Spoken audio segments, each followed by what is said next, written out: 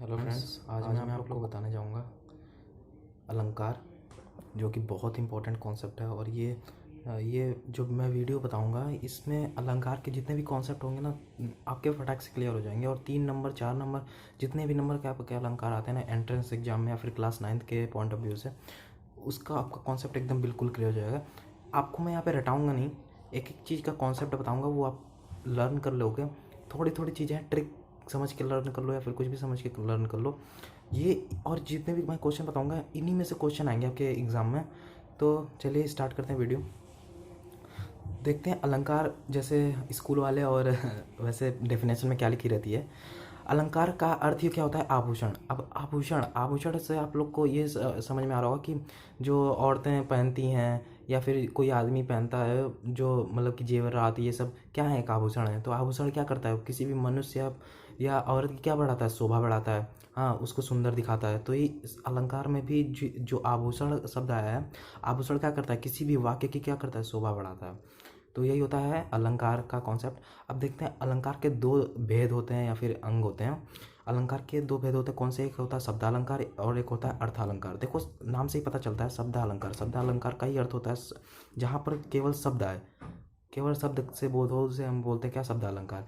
अर्थालंकार जिस पे अर्थ है, अर्थ से बोध हो, उसी को क्या बोलते हैं? अर्थालंकार। अब देखो शब्दालंकार के भी 3 भेद होते हैं, बहुत इंपॉर्टेंट है। और इसी में से आपको क्वेश्चन आएंगे। अर्थालंकार में से बहुत कम क्वेश्चन आते हैं और शब्दालंकार में से बहुत ज़्यादा क्वेश्चन आते हैं। देखो शब्दालंकार में 3 भेद जो होते हैं, सबसे पहला होता है अनुप्रास, दूसरा होता है यमक और तीसरा होता है श्लेष। अब देखते हैं अनुप्रास। अनुप्रास में आप इतना बस याद रखना, क्या होता है? वर्ण जिसमें वर्ण आए वही होता है क्या? अनुप्रास। देखो जहाँ एक ही वर्ण की आवृत्ति बार बार हो, मतलब एक ही वर्ण हो और हर जगह आए, एक ही वर्ण क्या हो? बार बार आए।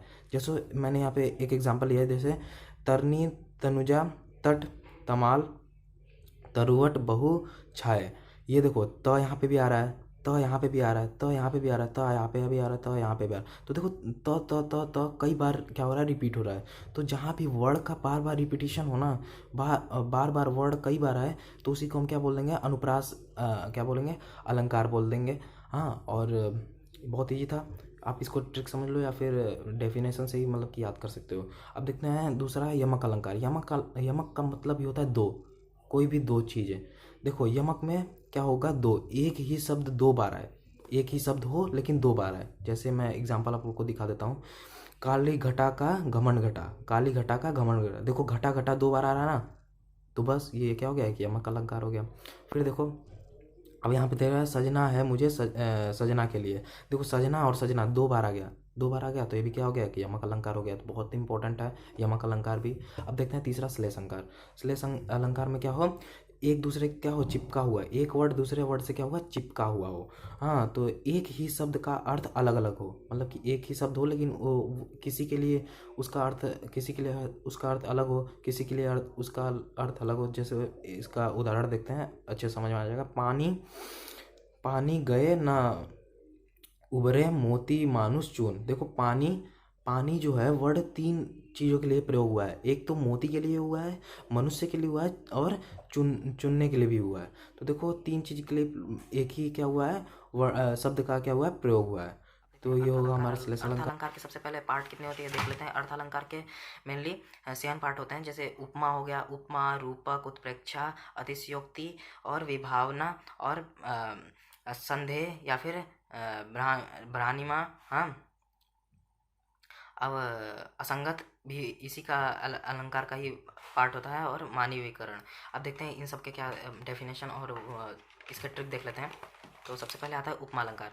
देखो उपमा अलंकार बहुत ईजी है। जहाँ भी आपको सा और सी दिख जाए, या तो सा आए या तो सी आ जाए, वही हमारा क्या हो जाएगा? उपमा अलंकार हो जाएगा। किसी भी दो वस्तुओं को समीप लाना। देखो किसी भी दो वस्तु को अगर समीप लाते हैं, हाँ, किसी भी दो वस्तु को अगर एक पास लाने में जो प्रयोग होता है सा और सी, उसी को हम क्या कहते हैं? उपमा अलंकार कहते हैं। और जहाँ भी आपको सा और सी दिख जाए, तो डेफिनेटली वो क्या हो जाएगा? उपमा अलंकार हो जाएगा। जैसे इसमें देखो, मोम सा तन, मोम सा तन घुल चुका, दीप सा मन जल उठा। देखो सा यहाँ पे भी आ रहा है, सा यहाँ पे भी आ रहा है, दो दो बार सा आ गया।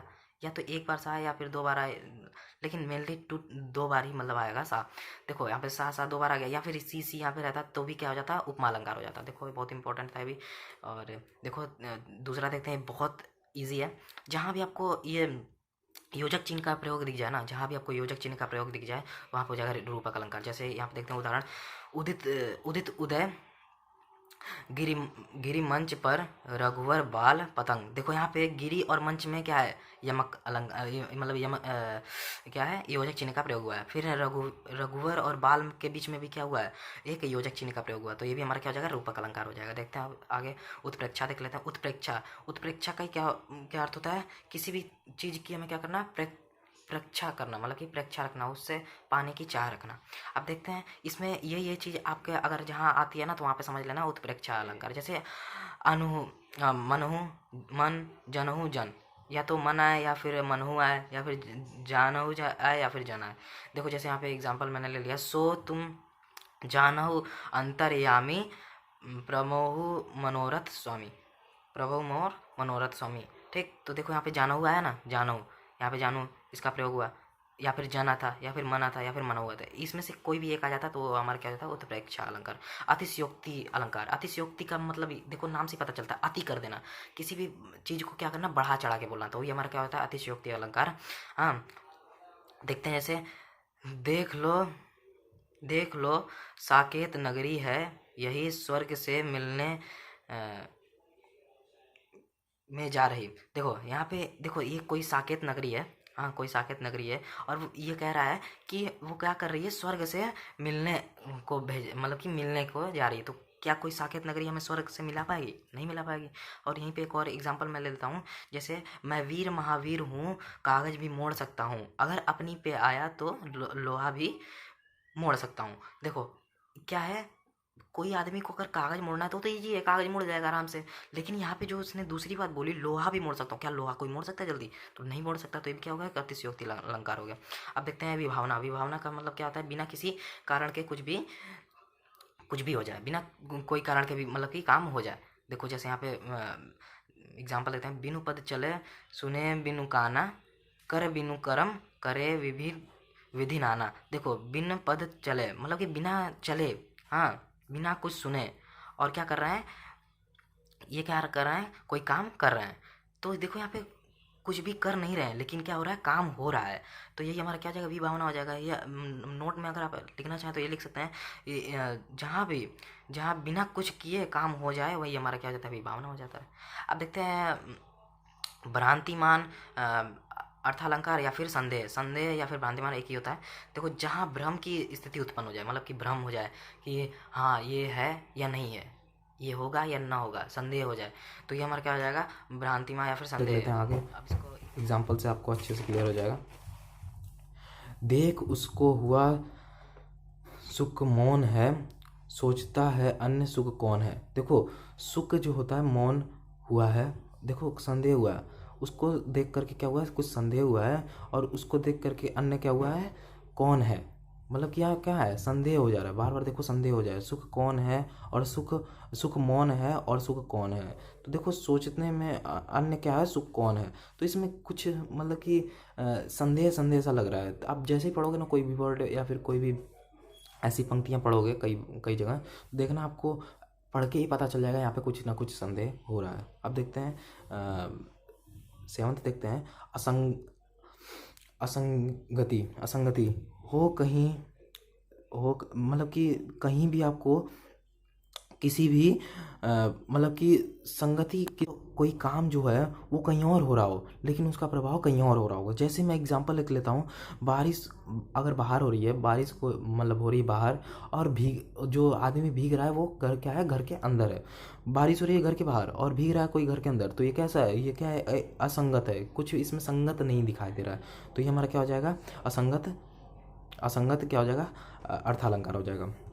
इसका एक एग्जांपल आता है, हृदय घाव मेरे पीर रघुवीर के, मतलब घाव तो मुझे लगा है, लेकिन जो मतलब कि दर्द हो रहा है, पीड़ा हो रही है, वो किसको हो रही है, रघुवीर को हो रही है।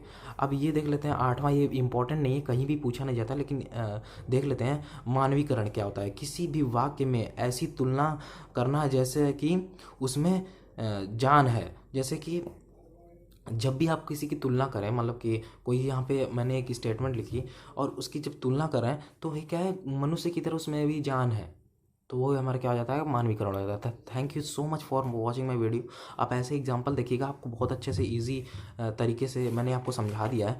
हाँ, और देखना आपके ये जितने भी कॉन्सेप्ट मैंने बताया है, इसको अगर आप अच्छे से देख लो, दिमाग में डाल लो, तो आपके 10 नंबर में से 4 नंबर 5 नंबर के जितने भी नंबर के मतलब अलंकार आते हैं, कोई नहीं रोक सकता। 3 नंबर 4 नंबर कितने भी नंबर के अलंकार आते हैं। तो ये जो शब्द अलंकार है बहुत इंपॉर्टेंट है, इसको तो आपको देख के जाना ही। और ये जो अर्थ अलंकार के 3 है ना स्टार्टिंग के, उपमा, रूपक, उत्प्रेक्षा और अतिशयोक्ति, ये चारों जरूर देख के जाना। तो thank you so much for watching my video.